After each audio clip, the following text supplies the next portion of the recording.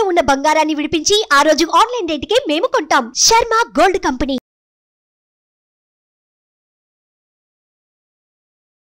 శుక్లాంబరధరం విష్ణుం శశివర్ణం చతుర్భుజం ప్రసన్నవదనం ధ్యాయేత్ సర్వవిఘ్నోపశాంతయే అగజాన పద్మార్కం గజాన మహార్నిజం అనేకదంతం భక్తానాం ఏకదంతం ఉపాస్మహే.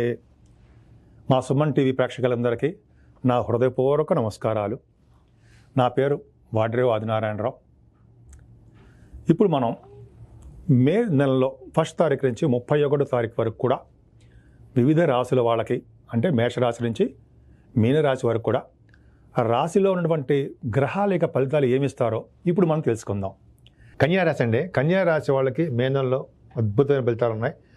మీ రాశ్యాధిపతి, అసలు ముందు రాశ్యాధిపతి ఉంటే మీ రాశ్యాధిపతి అద్భుతంగా బాగున్నాడు. 7వ భావంలో 8వ భావంలో బ్రహ్మాండంగా ఉన్నాడు ఆయన. సరే, మీకు గురుదృష్టి, మీ కేతు ఉన్నప్పటికీ ఏదైనా చికాకులు, కోపాలు, మీరు ఏదైనా హెల్ప్ చేయాలి, సేవ చేయాలి అనుకుంటే ఏదో ప్రాబ్లమ్స్ వచ్చేవి. కానీ ఇప్పుడు అలా కాదండి. మీ రాశికినే గురుడు చూడడం వలన కేతువు కూడా శుభ ఫలితాలే మీకు ఇచ్చి తీరుతాడనడంలో సందేహం లేదు. సంవత్సరం పాటు నెక్స్ట్ ఇయర్ కూడా గురుదృష్టి మీకు కన్యా రాశి వాళ్ళకి ఉంది కాబట్టి ఎప్పుడు ఆనందంగా, సంతోషంగా, తృప్తిగా, హాయిగా ప్రతి పనిలోనూ ముందంజ ఉంటూ విజయ పరంపరలోనే ఉంటారు. మిమ్మల్ని ప్రోత్సహించడం కాదండి, మీ జాతకంలో ఉంది కూడా చెప్తున్నా. ఏదో చెప్పేయాలని చెప్పట్లేదు. అది శాస్త్రం ఏం చెప్తోందో అలాగే చెప్తున్నాను. గురుడు ప్రభావము కన్యా రాశి మీద ఉందంటే వాళ్ళు ఆ జాతకురాలుగానే మంచి డెవలప్మెంట్స్ ఉంటాయి అని చెప్తున్నాను. సరే, 2nd హౌస్ లార్డ్ కూడా మీకు బాగున్నాడు, భాగ్యస్థానంలో ఉన్నాడు. మంచి యోగం ఉంటుందండి. అంటే మీ వ్యాపారాల ద్వారా బాగా ధనయోగం ఉంటుంది.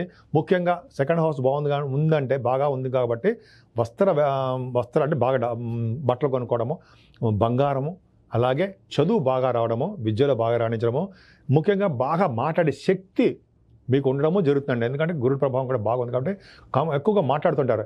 యాంకరింగ్ వృత్తిలో కానీ, అదే సినిమా గాయకులు మీ రాశిలో చాలామంది ఉన్నారు. కన్యా రాశిలో గాయకులు చాలామంది ఉన్నారండి. బాగా పాటలు పాడుతుంటారు. వాళ్ళు గుర్తింపు బాగా ఉంటుందండి, వాళ్ళకి బ్రహ్మాండంగా ఉంటుంది. ఎందుకంటే శుక్రుడు కూడా మీకు 20వ తారీఖు నుంచి సప్తమంలో ఉన్నాడు.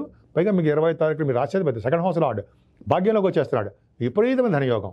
వద్దంటే డబ్బులు అంటే వద్దంటే మీరు ఆపర్చునిటీస్ వస్తూనే ఉంటాయి. అద్భుతం. అలాగే ఇంకా బాగా కంటిన్యూస్గా మాట్లాడుతుంటారు. ఏమైనా మీ తమ్ముళ్ళకి చెల్లెలకి బాగుంటుందండి. ఇంతకుముందు మీ ప్రయాణాల్లో చిన్న ఇబ్బందులు కలిగేవి. షార్ట్ జర్నీ చేసేవాడు, చిన్న ప్రాబ్లమ్స్ వచ్చాయి. ఇప్పుడు అన్నీ కూడా ఏం రావు. గురుదృష్టి బాగుంది కాబట్టి ధైర్యం ఎక్కువ ఉంటుంది. సంతోషంగా ఉంటారు. సంతోషకరమైన వార్తలు వింటారు. మీ తమ్ముళ్ళకి, మీ తోబుట్టువులకి ధైర్యం ఇస్తూ ఉంటారు కదండి.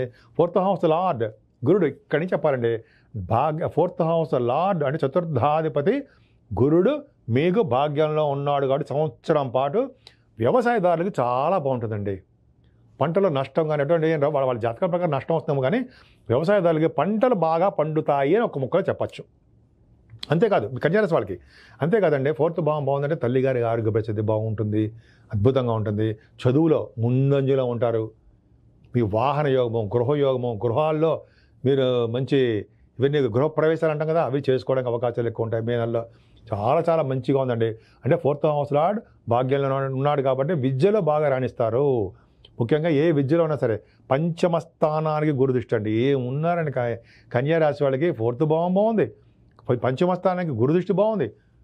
నిజంగా కన్యా రాశి వాళ్ళు చాలా అద్భుతమైన యోగాలు ఉన్నాయండి. ఇంకా చూడండి, 5వ భావం బాగుందంటే అదృష్టం ఏంటంటే గురుదృష్టి ఉంది కాబట్టి పుత్ర సంతాన యోగం కలగడానికి అవకాశాలు ఎక్కువ ఉన్నాయి. 5వ స్థానం బాగుందంటే మీకు నేమ్ అండ్ ఫేమ్ బాగుంటుంది. జనాకర్షణ ఎక్కువ ఉంటుంది. ఆర్థికంగా డెవలప్మెంట్స్ బ్రహ్మాండంగా ఉంటాయి. మాట్లాడండి.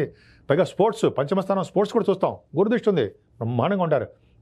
అలాగే కళారంగం అంటే సంగీత, సాహిత్య, నృత్య కళాకారులు అంటాం కదా, సాహిత్య రంగంలో బాగా డెవలప్ అవుతారు. నృత్య కళాకారులకి బాగా ఆపర్చునిటీస్ వస్తాయి. సంగీతంలో మేటి అనిపించుకుంటారు. అలాగే మీరు అంటే నేను ఆ గురుదృష్టి ఉండడం వల్ల కాబట్టి మంచిగా చెప్తున్నాను. చెడు ఫలితాలు కూడా చెప్తా. సో ఈ ప్రభావం సినిమా రంగంలోనూ, టెలివిజన్ రంగంలో ఉన్న వాళ్ళు అక్కడ బాగా డెవలప్మెంట్స్ ఉంటాయి. అంతేకాదండి, కన్యా రాశి వాళ్ళకి స్టాక్ మార్కెట్లో కనుక ఉంటే, మీరు చేస్తుంటే మీకు ధనయోగం బాగా ఉంటుంది. షేర్స్లో బాగా డబ్బులు సంపాదించుకోవడానికి, ప్రాఫిటబుల్గా ఉండడానికి అవకాశాలు ఉన్నాయి, డౌటే లేదు. అలాగే స్పెక్యులేషన్ బ్రహ్మాండంగా ఉంటుంది. 6వ భావంలో చేయండి, అద్భుతం. అంటే అంటే గవర్నమెంట్ జాబ్స్ రావడానికి ఎక్కువ అవకాశాలు ఉన్నాయి. 6వ భావంలో శని ఉంటే రాజకీయ రంగంలో కూడా ఎదగడానికి అవకాశాలు ఉన్నాయి పొలిటికల్గా. అలాగే పైగా 6వ భావంలో శని కాబట్టి మీకు జనాకర్షణ, జనాదరణ బాగా ఎక్కువ ఉంటుంది, జనాల్లో మమేకమైపోయేదో ఉండడానికి అవకాశాలు ఎక్కువ ఉన్నాయి. 6వ భావం శని కాబట్టి శత్రు భయం లేకుండా ఉంటుంది. 6th house లార్డ్ 6th హౌస్లో ఉంటే హర్షయోగాన్ని ఇస్తాడు. హర్షయోగం అంటే హర్షిస్తూ ఉంటారు జనాలు. హర్షణం అంటే మిమ్మల్ని పొగుడుతూ ఉంటారు, మంచి బాగా డెవలప్మెంట్ అవుతారని అర్థం. సేవకా జనం ఉంటారు, అంటే మీకు రావాల్సిన ఆస్తుపాస్తులు వస్తాయి, అనారోగ్య సమస్యలు తగ్గుముఖం పడతాయి. ఇంతకుముందు బాగా అనారోగ్య సమస్యలు వచ్చాయి కదండి మీకు. 6వ భావంలో శని చిన్న చిన్న ప్రాబ్లమ్స్ ఇచ్చాడు, కానీ అలా ఏం ఉండదు, బ్రహ్మాండంగా ఉంటారు. ఇంకా చెప్పాలంటే 7వ భావంలో అంటే కుజ బుధ రాహులు ఉన్నారండి, అంటే స్పోర్ట్స్ రంగంలో మీకు బాగా రాణిస్తారని అర్థమవుతుంది. అలాగే 7వ భావం ఇంతమంది రాహు ఉన్నాడు కాబట్టి చిన్న చిన్న ప్రాబ్లమ్స్ వచ్చాయి. అష్టమాధిపతి 7వ భావంలో ఉన్నాడు, అంటే బుధుడుగా 7వ భావంలో ఉన్నాడు. అంటే ఏదేమైనా మీకు చిన్న చిన్న ఇబ్బందులు అంటే ప్రాబ్లమ్స్ రావడానికి అవకాశం ఉంది 7వ భావం వల్ల. అంటే ఏంటంటే బిజినెస్లో చిన్న చిన్న ప్రాబ్లమ్స్ రావడము, భార్యాభర్తల విషయంలో చిన్న చిన్న ప్రాబ్లమ్స్ రావడం ఉంటుంది. కానీ అలా కాకుండా ఆ 7వ భాగ్యంలో లేడు కాబట్టి మీకు ఏమవుతుందంటే చక్కటి వివాహ శుభకార్యాలు చేయడము, మీరు అనుకున్న వివాహాలు కుదరడము, భార్యాభర్తల అనురాగం పెరగడము, స్పోర్ట్స్ రంగంలో బాగా రాణించడము. గుజబుధులు కదండి, బ్రహ్మాండం కదా. బుధరాహువులు స్పోర్ట్స్ రంగం, పైగా పత్రికా రంగం, వాళ్ళు మంచి డెవలప్మెంట్స్ ఉంటాయండి. మంచి వార్తా సేకరణ, పత్రికా రంగం అంటే వార్తలు సేకరిస్తుంటారు కదా, వాళ్ళకి చాలా బ్రహ్మాండంగా ఉంటుంది.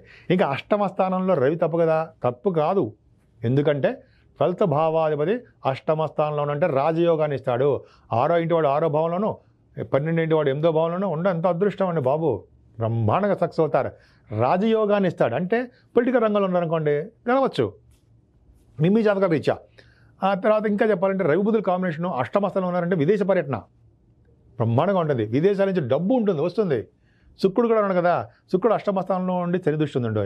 ఇక్కడ ఏంటంటే 8వ స్థానంలో శుక్రుడున్నా, వ్యయభావంలో శుక్రుడున్నా శని దృష్టి ఉందంటే వాళ్ళకి కొద్దిగా ఆలోచనలు మారిపోతూ ఉంటాయి. అంటే చెడు ఆలోచనలు, చెడు ప్రవర్తనలు, చెడు స్నేహితులు, అలాగా ఆ శుక్రుడు శని వలన కాంబినేషన్ వలన కొంతమందికి మాత్రమే ప్రాబ్లమ్స్ ఉంటాయండి. వాళ్ళ జాతకాల రీత్యా ఉంటుంది. రవి బుధుల కాంబినేషన్ వలన ముఖ్యంగా ఆయుర్దాయం బాగా ఉండడము, కోర్టు కేసుల నుంచి బయటపడడము బ్రహ్మాండంగా ఉంటుంది కదా. రవి బుధుల కాంబినేషన్ కదండి. 8వ స్థానంలో ఉంటే వాళ్ళు చార్ట్ అకౌంటెంట్స్, కాస్ట్ అకౌంట్స్ ఉంటారు సరే, వాళ్ళకి బాగుండడము. ఇలాగ రవి బుధుల కాంబినేషన్ అద్భుతంగా, డాక్టర్స్ వాళ్ళకి చాలా అద్భుతంగా ఉండడానికి అవకాశాలు ఎక్కువ ఉన్నాయి.